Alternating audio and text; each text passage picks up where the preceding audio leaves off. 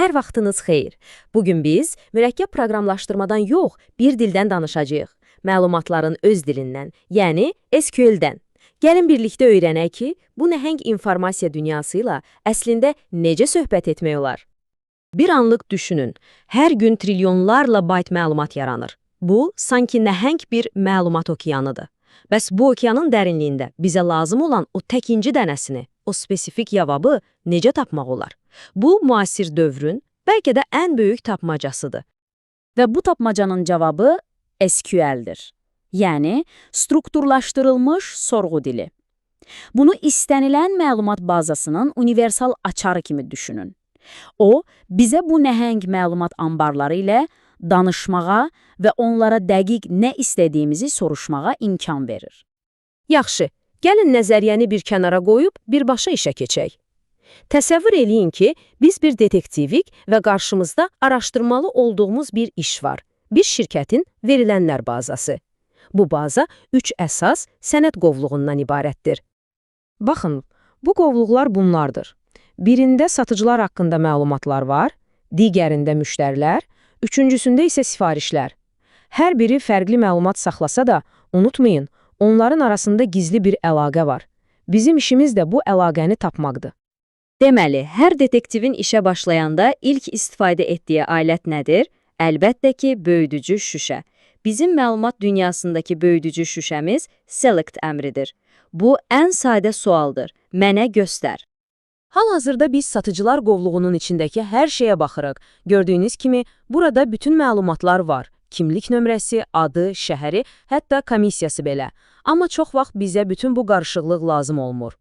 Bizə daha konkret bir şey lazımdır. Odur ki, bazaya deyirik, mənə salespeople qovluğundan sadəcə satıcıların adını və şəhərini göstər. Bax, bu sorğu məhz bu deməkdir.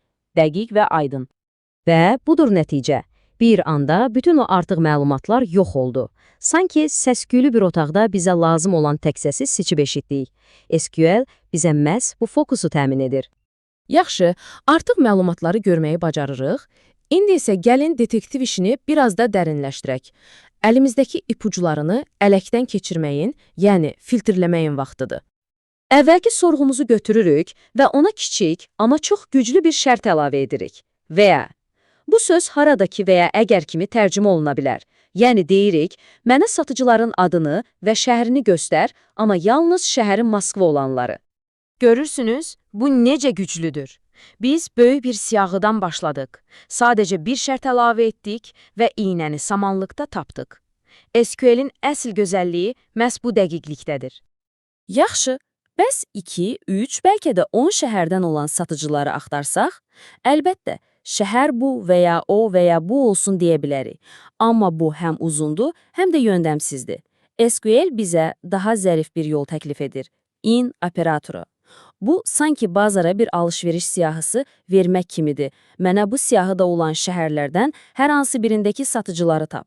Daha təmiz, daha aydın. Uğurlu detektivlər təkcə tək-tək ipucularına baxmır, elə deyilmi? Onlar ümumi mənzərəni, trendləri axtarırlar. Məsələn, hansı satıcımız ən böyük balığı tutur? Bax, bu sualın cavabını tapmaq üçün məlumatları qruplaşdırıb ümumiləşdirməliyik. Bu sorğu əslində nə edir? Çox sadə. Biz bazaya deyirik, bütün sifarişləri götür, onları hər bir satıcıya görə ayrı-ayrı qutulara yığ, sonra hər qutunun içindəki ən böyük, yəni maksimal məbləği tap və sadəcə onu mənə göstər. Və nəticəyə baxın. Artıq qarşımızda yüzlərlə sifarişin olduğu uzun bir siyah yoxdur. Bunun əvəzinə hər bir satıcının şəxsi rekordunu, ən yaxşı nəticəsini göstərən qısa və güclü bir xülasə var. Kimin tək satışda çempion olduğunu bir baxışda görürük. Bu artıq məlumat deyil, bu biznes üçün qərardır. Və indi gəldik məlumat detektivinin ən güclü, ən ustad hərəkətinə. Fərqli-fərqli qovluqlardakı ipucularını birləşdirərək tam hekayəni ortaya çıxarmaq. Söhbət join əmrindən gedir.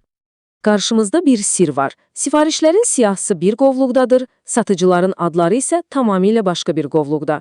Bəs biz bu iki fərqli məlumatı necə birləşdirib, hansı sifarişin kim tərəfindən edildiyini necə biləcəyik?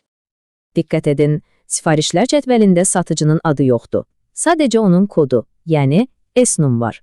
Bu kod tək başına bizə çox da bir şey demir. Amma digər qovluğa, satıcılar cədvəlinə baxanda, aha, ad buradadır və ən əsası, hər iki cədvəldə ortaq olan o sehirli açar da buradadır. Sır mum. Bax bu, bizim iki dünyanı birləşdirən körpümüz olacaq.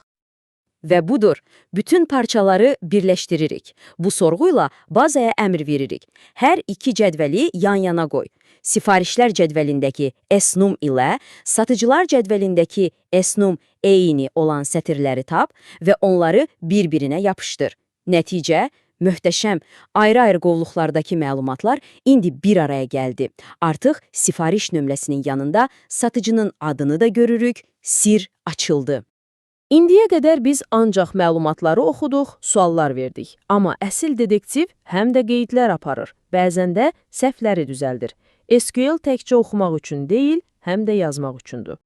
Hər şey çox məntiqlidir.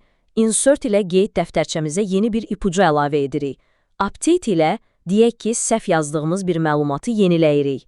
Delete ilə isə artıq işimizə yaramayan, bizi çaşdıran saxta bir dəlili cırıb atırıq. Bu üçü birlikdə bizə məlumatlar üzərində tam nəzarət imkanı verir. Beləliklə, gördüyünüz kimi, SQL sadəcə bir kod deyil. O, xam, dağınıq və anlaşılmaz məlumatları alıb, onları dəyərli, qərar verməyə kömək edən biliklərə çevirən güclü bir